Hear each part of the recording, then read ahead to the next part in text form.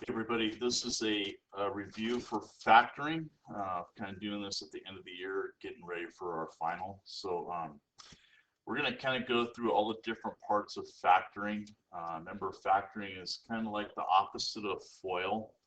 When we FOILed, we multiplied stuff out to be able to get an expression kind of rewritten in a different way. So it's kind of like we're going to do this backwards. We're going to start with something and kind of figure out what things had to be multiplied together to get what we're starting with, okay? So the first one we want to start with, which I think is pretty easy, but it seems to always give kids a little bit of problems. It's called difference of perfect squares.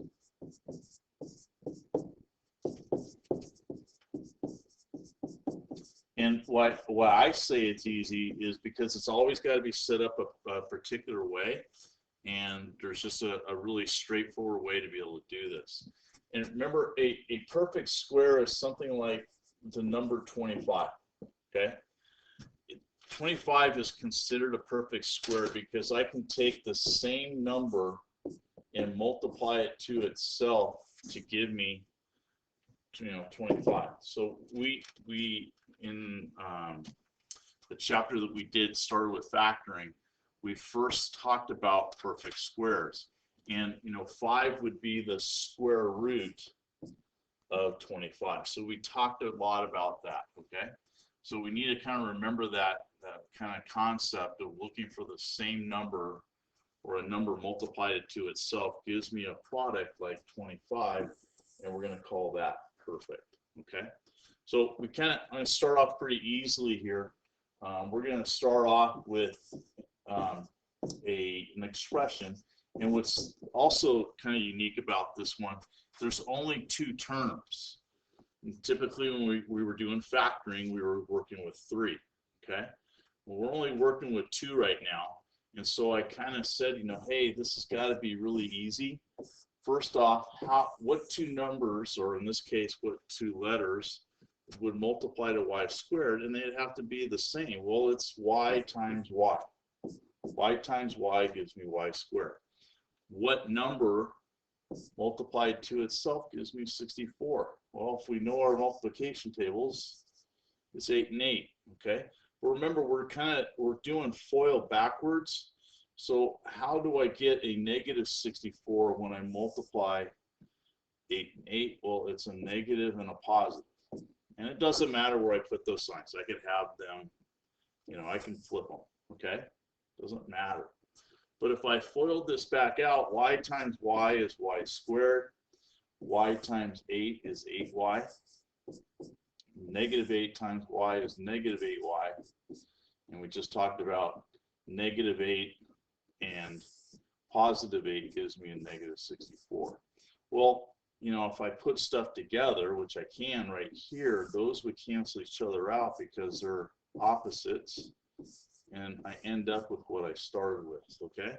So I don't want to make it sound like it's really easy, but if you guys just think for a second, I'm looking for the same number that will multiply to itself to give me y squared. In that case, it's a constant, or a variable. And what number gives me 64 that would be the same, okay? And so I get 2 factors that are exactly alike, except the signs need to be different, okay? So a difference of perfect squares there. That was a kind of an easy one to start off with. Now we get something like this. But I need to kind of hammer into your heads, I only have 2 terms, and if I see that minus sign, I got to, ring the bell. I'm going to get the same factors here, except the signs would be different. Okay, I want you to think that. As soon as you see that, think it. Now, sometimes it doesn't happen that way. I'll show you kind of an example of that in a second. But right now, I see those 2 things. I'm going, hey, I'm going to start right here. Okay? What number times itself gives you 16? Well, I know it's 4. And y times y is y. So 4y times 4y is 16y squared. What number times itself gives me 4? Well, it's 2 and 2. Well, and it's to me, it's that easy. I don't want to, like I said, I don't want to make it sound like I'm thinking it's too easy, but if we think in certain terms, these actually end up being easy. Okay. Now sometimes you get, and this is where I kind of was alluding to just a second ago.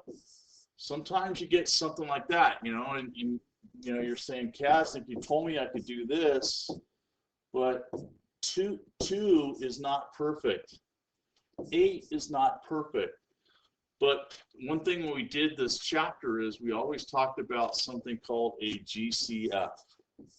The first thing we always try to do with factoring is look for a GCF, because I can't factor things if there's a GCF that I didn't take out. So I can take a 2 out of both of those, okay? And it leaves me, I got to come down here, I'm sorry. I'm going to put this 2 right there just for a second. When I take that 2 out, it leaves me with this, okay? Well, I can factor this now, kind of like what we were doing up here. A squared is perfect. 4 is perfect. So A times A is A squared. 2 times 2 is 4. And I just have different signs. So I'd want to come back up here, make it look a little bit neater. And you get that. So always looking for a GCF, greatest common factor. Okay. So that's a difference of perfect squares. A couple of different examples for you. Leading coefficient was bigger than 1 up here. There was a GCF over here. And the first one we did was, pretty basic. Okay. All right. Next thing we want to do is we want to be able to X factor. This is when I get, something in with 3 terms. It might look something like this. Okay. This is called standard form of a quadratic.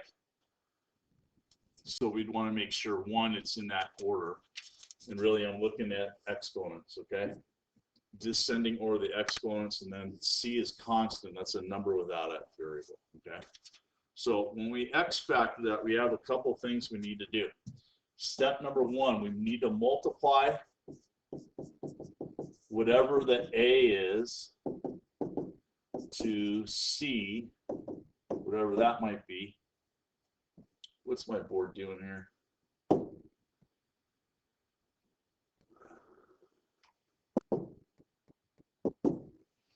All right, sorry about that. We're going to take whatever the A is and multiply it to whatever the C is, and then we're going to put that on the top, okay, of the X.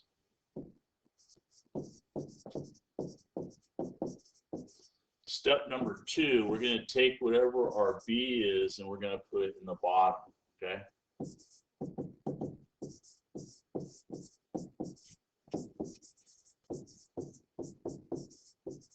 So I also want to just say, this is not how we really kind of started this when we did it in our chapter. I'm kind of taking a standard form because I want you to understand what that is again.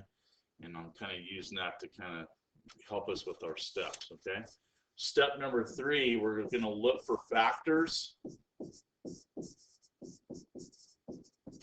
So that's going to be 2 numbers. Look for factors that multiply to the top and they add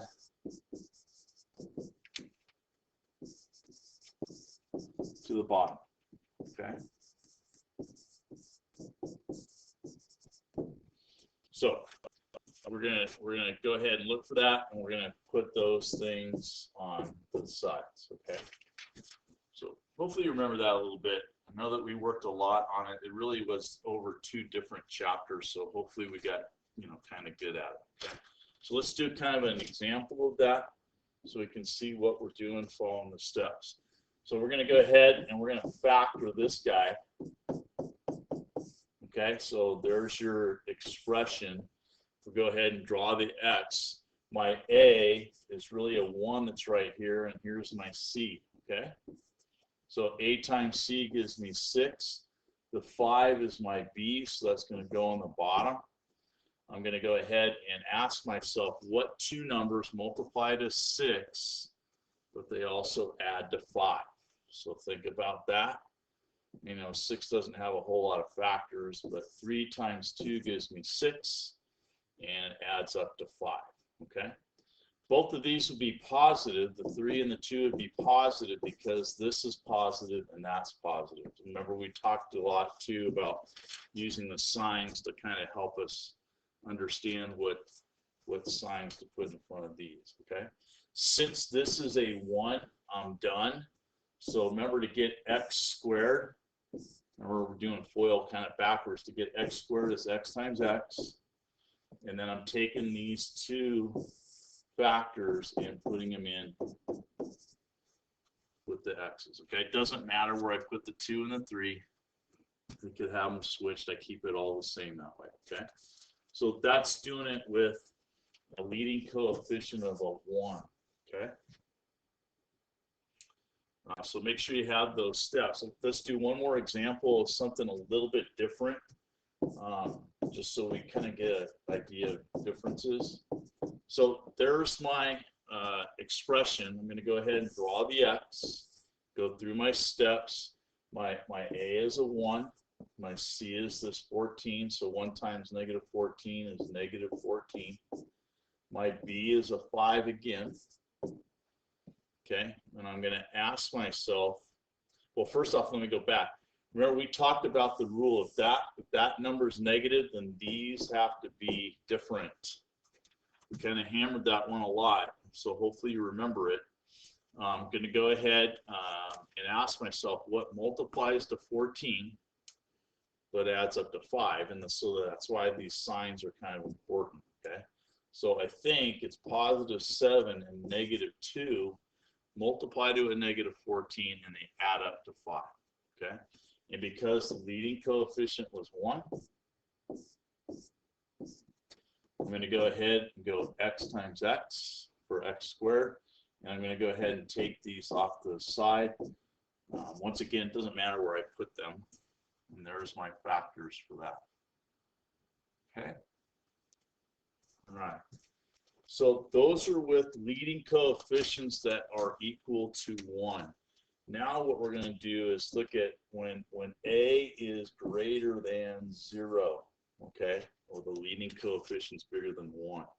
Same couple steps to start off with to solve for the x, but then we have another step we're going to add on, okay?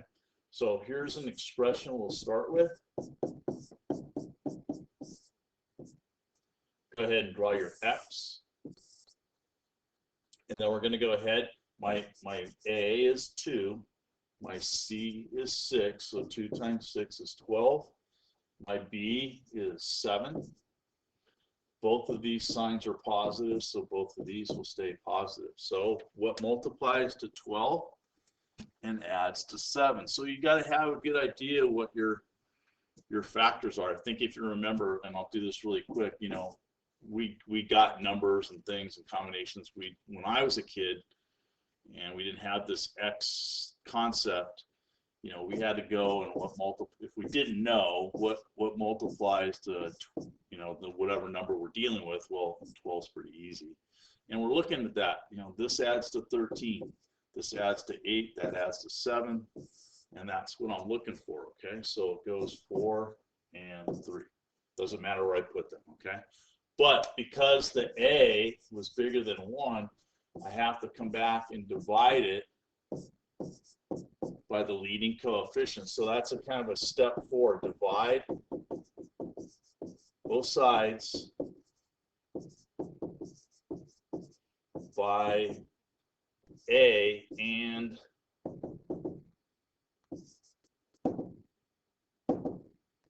the variable. Okay, so that's the 2x. That's because a was greater than 0. So what I want to do is, think of these as fractions, and can I reduce it? So 2 goes into 4 twice. Over here, 2 and 3, I can't reduce that, so I'm done. So I go ahead now, once I've reduced everything, then I can go ahead and write my factors. Remember, we did something, we'll make it another step. We've said bottoms So bottom, 2x, up, plus 3. Second one, here my bottom is now at x, up, plus 2. And, you know, I suggested on these when we first started them that you foil this back out, and see if you get exactly what you started with up here. Okay, just to check yourself. You know, what's the point of doing this if we're going to get it wrong? And I have an opportunity to check myself. Take a second. You can do it in your head. Do I get with what I started with? Okay. Okay, so just another example of this. You know, if you want to pause it and do it on your own, just see what you get, and then you could come back and look at the solution. That'd be great. And I'll just do this really quick. 3 times -2 is a -6. There's a 1 right there, so that goes in the bottom. Remember, again, if that number is negative, these are going to be different. What multiplies to -6 but adds to +1, that would be a 3 and a -2. Okay. But leading coefficient's bigger than 1, so I'm going to come back and divide it by that and the variable. And reduce fractions if I can. 3's go into each other. Now, that's 3 divided by 3 is a 1. Okay, it's not nothing. It doesn't go away. Over here, I can't reduce that, so I'm done. So I can write my factors. And I'm going to get 3x minus 2, and I'm going to get x plus 1. Bottoms up. Bottoms up. Okay. So that's being able to factor using the x factor with a leading coefficient that's greater than 1. All right. Okay. Then sometimes, like I said, I'm not going into the you know, the GCF stuff because I'm giving you stuff.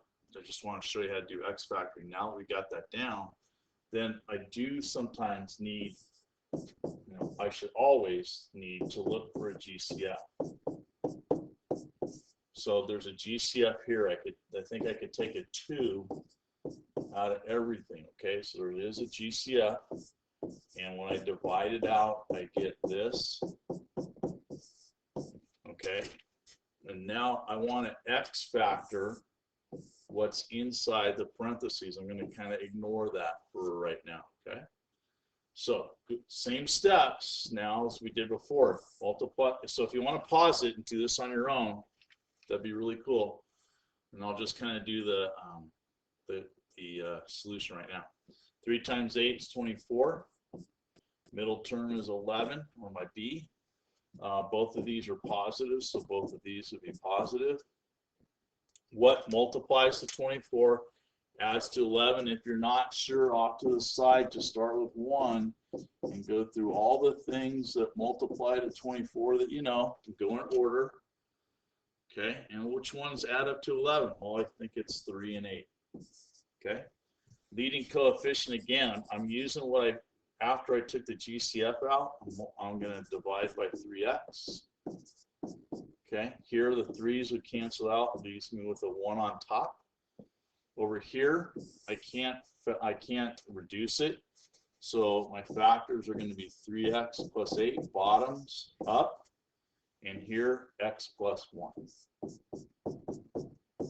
Okay, so that's just taking a GCF out. You always have to look for it. Should be the first thing you do. You know, we're going to throw those out just to make sure you're taking that 1 second to look at them. Okay, you can't factor it without taking one out. So if you miss it and you start factoring, go, I can't get that, it's nothing's working, go back and check. Maybe there was a GCF you just didn't see. Okay, we want you to factor stuff, so you just gotta trust us that we're not going to give something that's not always going to be a no solution. Okay, all right, factoring special cases. This one's kind of tricky. Because, you know, we got to be good at knowing what's a perfect square. And sometimes, you know, we just kind of get going, we don't really look at it. You can still factor these, but sometimes we just, if if you just take a second, you can make it easy on yourself, okay? So if I take a second, what I'm looking for is this perfect and is the last term perfect, and yes. And so 25 is 5 times 5, but does 5 plus 5 give me the middle term? Because this won't always work. Even though this is perfect here and this is perfect there, sometimes this doesn't give me that. And there might be something else that gives me 25, like 25 times 1 is 25, and 25 plus 1 is 26. Well, that could be a 26, and I could factor it that way.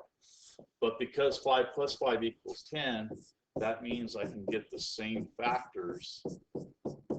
And remember what we did, if they're the same, I can rewrite it this way. Okay. So these don't happen very often, but in math, you really just want to be aware of certain things that make it maybe easier, or you can use it to help you do something else. So, knowing what a perfect square is, something like a number like 25, just a really important thing that we know those special kind of numbers, okay? All right, the last thing, one more, let me do one more here. We have 16x squared minus 48 plus 48x plus 36, okay? So is that perfect? Yes, it is. 4 times 4. Is this perfect? Yes, it is. 6 times 6. But now I can't really look at it like I did the last one. I have to kind of, 4x and 4x is 16x squared. 6 and 6 is 36. Now, when the signs are in this particular order, both of these have to be negative. Well, I'm still looking at that. Does that really get me with what I started with? So the important number is this. So if I went FOIL here, I get negative 24x. If I get FOIL here, I get negative 24x. I put those together, I get negative 48x. Is that my middle term? And it was. So I can rewrite that square. Okay. So those are a little bit tougher because really the leading coefficient is going to kind of throw you off. You really have to check it now to see if you get the same thing. Okay. And also, I picked a question that I could have taken a GCF out of that too. Okay. But I used that as an example, give you some bigger numbers to kind of think about. I can still factor it that way. Okay. All right, last one. We're going to go ahead and solve by factoring. So this just kind of, I'm actually going to use some examples that I used earlier. But now they equal 0. So that means I need answers or solutions, or in more technical terms, roots or zeros. Those are terms that you'll get in some higher math classes, okay? I usually ask for solutions, okay? So I still want to use my x factoring. I'm going to go ahead, and 2 times 6 is 12. Middle term is 7. Both of these signs are positive, so these are positive. What multiplies to 12 and adds to 7? It's 4 and 3, okay? So there we go. At that point, we've got our x set up. Once again, I look back, my leading coefficient is bigger than 0, so I have to go and divide. Now, this is a little bit different, kind of a fun, easy way to do this. Because it equals 0, I only have to divide by the leading coefficient, which was 2. And then I want to try to be able, if I can, reduce the fraction. So 4 over 2 reduces down to 2. So the difference here is I'm not putting the variable in the bottom because I'm getting it. It's equal to 0. I'm getting solutions. I just want the answers. Okay. Now what I want to do now, I'm going to add another step. Is I think it's step 6. I want to change the signs of the solutions. And I'll show you why in a second here, okay? Okay, so this sign was positive 2, so I'm going to say x equals negative 2. The sign here is positive, so I'm going to say, and take my new rule, change the sign, becomes negative 3 over 2. Okay? So that's how to use the x to get your solutions. And let me just show you why I think that's really cool and way easier than what I learned when I was a kid. So, and I still didn't even use the x. But if I was doing that, how we did it, if I was just dividing by the 2 and the x, this would reduce down to this. That's not reducible. So what we had to do when I was a kid is write out our factors that we got, but now they're equal to 0. We would take each one and set it equal to 0 and solve it for x. So here I'd subtract 3 and divide by 2, and I got x is equal to negative 3 over 2. And over here I'd subtract 2, I get x is equal to negative 2. So those were my 2 answers when I was doing it in the old days. We would chisel it into a rock tablet, okay, with a hammer and chisel. But now we got this newfangled x factoring thing. Are these the same answers that I got by using my x and just changing the sign? And it is. You got to be honest with me, which way was the easier way to do it, okay? So I wish I had been able to do it that way when I was a kid. Okay, so that's a solving it, and we call that big X because I use the X for everything. Okay, so let's do one more just to kind of finish up and practice. This is one that we factored earlier, but now it equals 0, so we're going to get solutions for it. So I'm just going to use the X. If you want to pause it and do it on your own, and just open it back up when you're done to see the solution, I'll do it right now. So multiply the a and the c together is negative 6. My middle term b is a 1. Because this is negative, these need to be different. Okay, so I think it's positive 3 and negative 2. I'm going to come back and divide each one of these by the leading coefficient. And then I want to reduce it if I can. I can't reduce it. So if I can't, then I change the sign. So x equals 2 over 3. I can reduce this down to 1 over 1, which is 1. So I want to be able then to change the sign. Okay, and there's your 2 solutions. Okay, so that's the review for the end of the year, and this will go with the worksheet that you have for factoring review. Thanks.